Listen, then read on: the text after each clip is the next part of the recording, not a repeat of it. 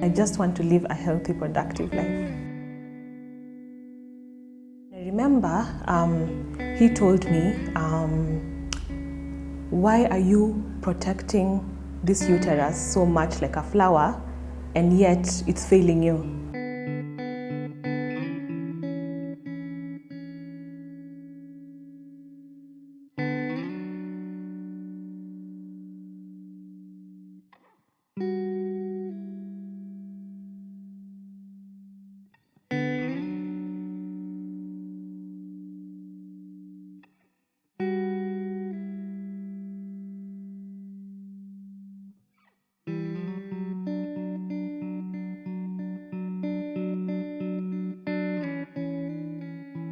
I am passionate about God. I definitely would not be here sitting in front of you without Him. I am also passionate about children. I mean, my heart always just gushes whenever I'm around kids and whenever I'm taking care of kids. I'm also passionate about just life, just enjoying life itself. And I seek for just ways to improve myself every single day, self-improvement and just developing myself in all aspects of life, whether it's financially, physically, spiritually, and even economically. I didn't really know that I had endometriosis until 2017, by the name itself, by the name endometriosis. What really I've been struggling with over the years is just chaotic periods. For lack of a better word, I would call them just chaos. I started my periods when I was in class 7, that should be around 2000, 2001. And for the first 3 years of that chapter, it was a smooth ride until I reached high school. And that's when the heavy bleeding started without the pain. It was actually not painful. After I cleared high school in 2006, is when now the painful periods now came in. That's when even I started taking painkillers for that. Whenever I went to a chemist, they used to tell me, oh, that's just normal, take these painkillers, diclofenac, buscopan. I felt like it was just normal to just have painful periods and take painkillers every time I have a period. So I was always prepared every month that I would take painkillers for that and life would just move on. So from 2006 to 2017, that's basically my life, what it has been. Painful periods, heavy bleeding, fainting at times because of losing a lot of blood, fatigue. I'm always fatigued, up to date. There's so much exhaustion. There's a time I took time to just take a whole weekend to just rest. And on Monday, I felt like I was working the whole weekend. There's a lot of insomnia. I can't sleep well some nights. Yeah, and also a lot of mood swings also that accompany it. So the day that I actually knew that I actually heard of the word endometriosis for the first time was in September 2017. And what happened on this date is that my periods came as usual, but this time it was debilitating. I couldn't move.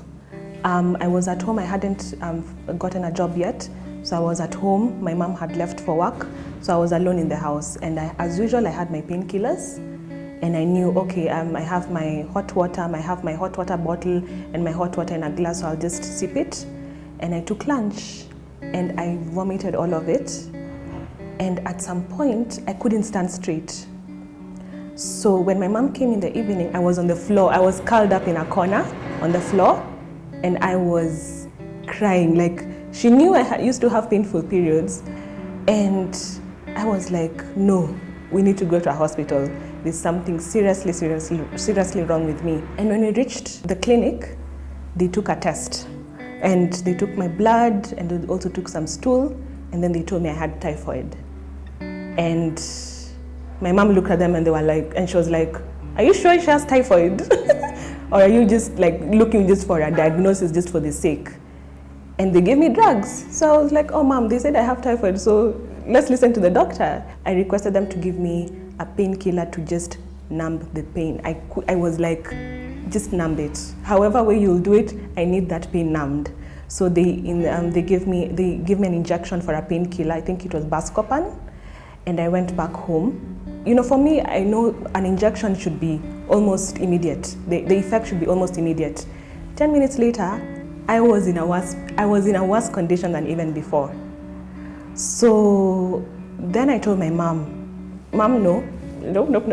We need to go back to, not the same clinic, I need to go back to another clinic. And my mom was like, I don't even want you to take these typhoid drugs because I don't think you have typhoid. I just don't trust their diagnosis. So let's go to another clinic and find out what's wrong.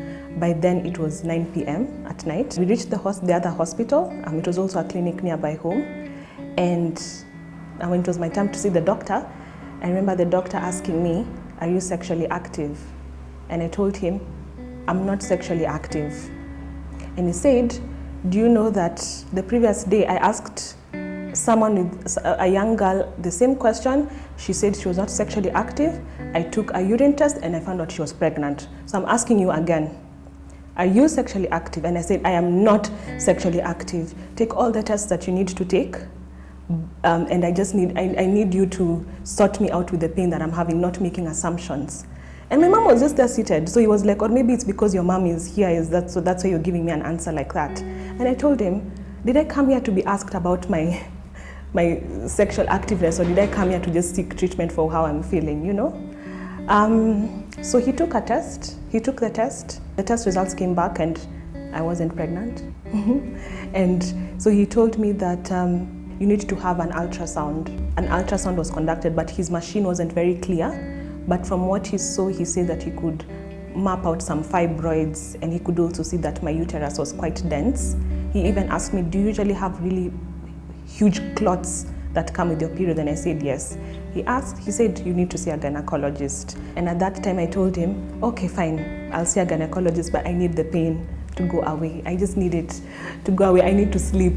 If you have, just give me the most lethal of painkillers or anything. I just need it to go away right this minute. When I went back to the doctor, and before he referred me to a gynecologist, he asked me, have you ever heard of the word endometriosis? And I said, no, I've not heard about it. But he said that the sonographer can see that you have fibroids. I suggest that you see a gynecologist. 1 week later, I went to a gynecologist, and he also ordered for me to do a 3D ultrasound. So before he did the ultrasound, he wanted to do what we call a TVS. That's a transvaginal scan. And I told him, I'm not yet sexually active, so we can't do that kind of scan unless please give me alternatives, and then maybe we can work around different alternatives. If that's the last resort, then fine, let's do it. And I remember he told me, why are you protecting this uterus so much like a flower, and yet it's failing you? That was my first gynecologist that I went to. So I was like, okay, so is this how gynecologists talk to patients and everything? The result of the ultrasound showed that I had a very dense uterus, and it was also a bit larger than normal. What the doctor said is that I have adenomyosis. So that's also the first time that I was hearing of that word. And he also said that he saw fibroids in my uterus. And then he also said that based on the fact that I have adenomyosis and with my symptoms, then he also gave me a symptomatic diagnosis of endometriosis. So that's really the first time that I knew that I had endometriosis. So the moment the doctor told me that I have adenomyosis and also the fibroids and also the symptomatic diagnosis of endometriosis, it was basically a mixture of emotions.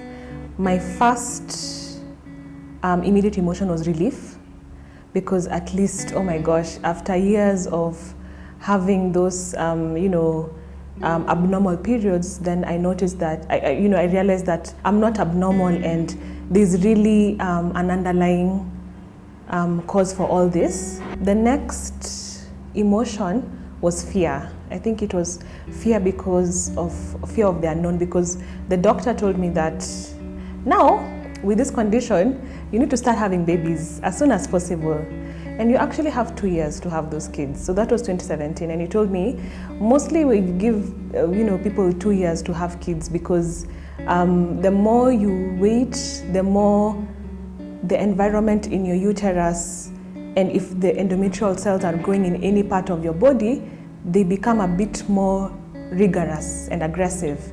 So maybe right now, because we can see that at least there's there's still minimal growth in your uterus, there's a chance. But the more you delay, the more it's going to be harder for you to have children in future.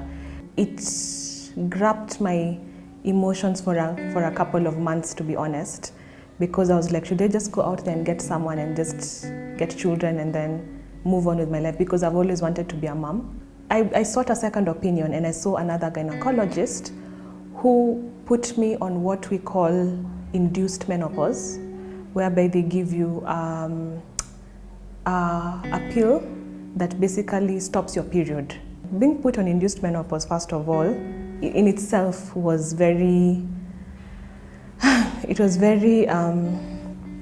nerve-wracking for me. I mean, you're a young girl, I was 24 years old, and then now, menopause is usually for the older people. Also, on the emotional aspect, it has been very difficult for me to convey to people that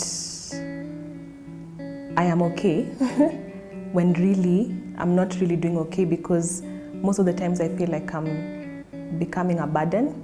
So most of the times I'm usually inclined to tell them I'm okay, when really the truth of the matter is I'm just feeling a little better from yesterday, but in essence I'm still functioning on the lower threshold of an average healthy person.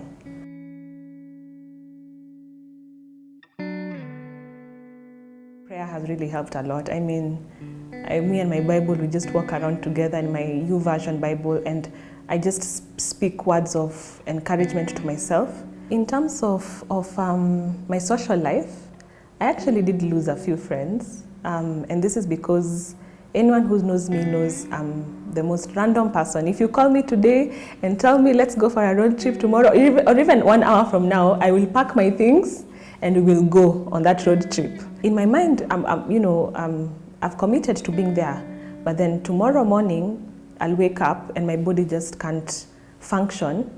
Maybe I'm bleeding heavily. It may not even be the heavy periods, but it's just my emotions just set in, and I'm overwhelmed by everything that is happening, and I don't feel confident enough to be around people at the moment. Work-wise, to be honest, I am extremely grateful to God that I have the most amazing and empathetic boss that I have ever had, and basically I think even in the world.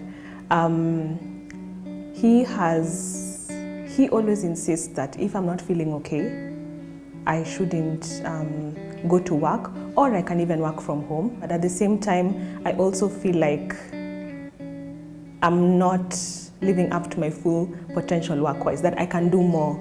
My dating life is non-existent.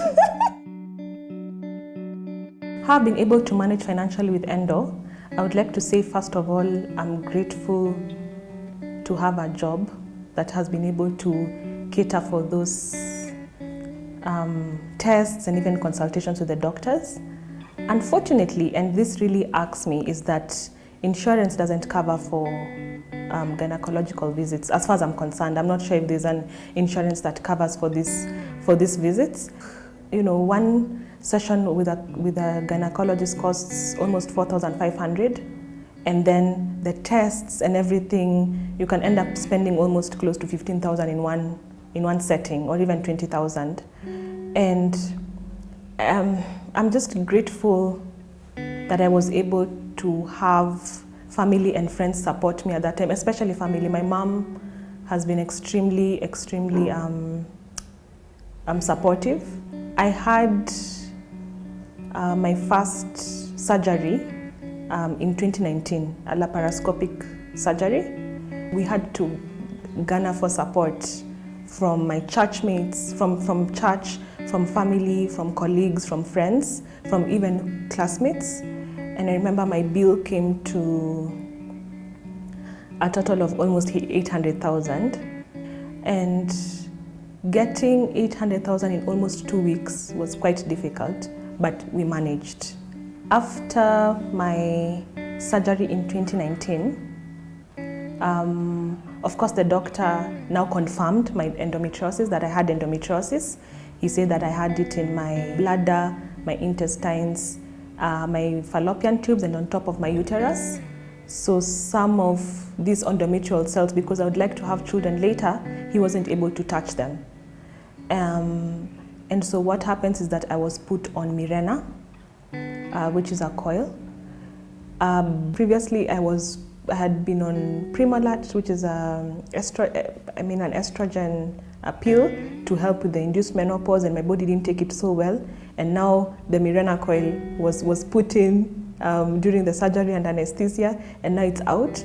I was just tired. I was honestly extremely tired.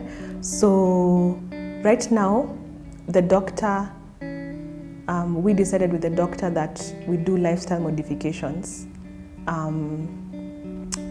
As we see how my body will progress, whether I'll still have debilitating symptoms. So right now it's really been looking very closely at my diet. I keep a food journal where I'm able to note down the foods that I am especially triggered by. So that has helped. Like, for example, dairy does not do well with me. We have wheat. But there are days that I really want my cake. And there are days that I want my chapati. I realized that endometriosis is linked closely to the food that we eat. So you just have to figure out the foods that will probably make your body hit the roof with pain, and focus more on the foods that really don't trigger your body as badly as the others. So some of the things that I would never miss, let me just say, in my office, my house, and my bag, I will always have the Maxi Thick pad. So what I do is I always carry pads in 3 pairs, because I always wear 3 pads at once. With endo, any day you can just get your period. I mean, I'm always ready for anything. Number 2 is drugs. I always carry drugs everywhere with me. But just to note, I only take drugs when it's absolutely necessary. I try, first of all, to just woosa, breathe in and out fast. And if I feel like now I can't function at all without a drug, or if I have an important place I'm going to, they call it popping a pill. I pop a pill. When I know my period is near, I always carry 2 changes of clothes. In my office, I have 2 panties and also 2 leggings. I always have panty liners also. That's every day I have to wear a panty liner, just in case, just to kind of offer the first line of defense in case my period comes or even discharge. I always carry my medical card, my medical insurance card. My first hope basically is for the day that they'll find a cure, because right now it's just about managing the condition by controlling the bleeding and reducing the pain. But really, at the end of the day, we're not functioning like 100%, and I just want to live a healthy, productive life. My second hope is that definitely I want to be a mom someday.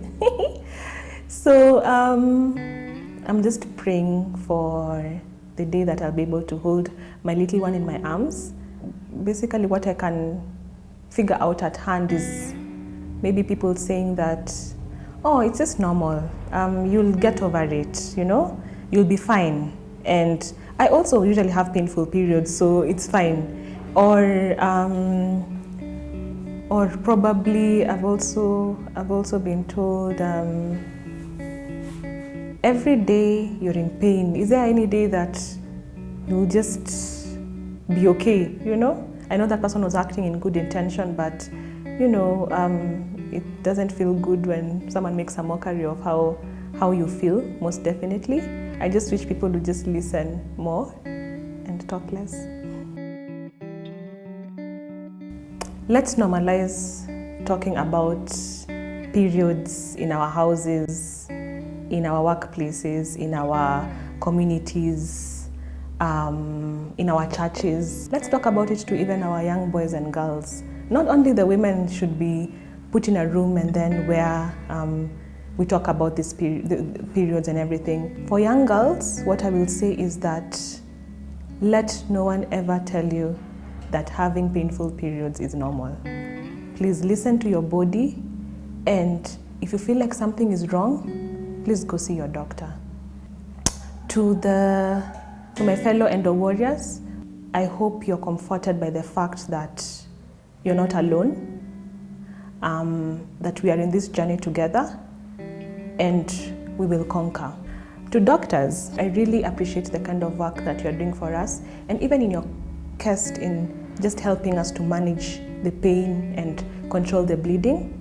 But I feel like the most powerful tool that you can offer us is empathy.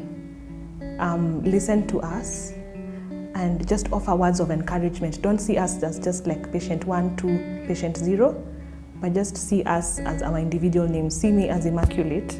When I come to you, work on my holistic health and not just on the physical health. Ask me how I'm feeling. Ask me how it has been the past week. Ask me where it is that I need a little bit of more information. Just and if at all you don't have that information, just listen to me and just say we're together in this. It does a whole lot. It makes a whole lot of a difference.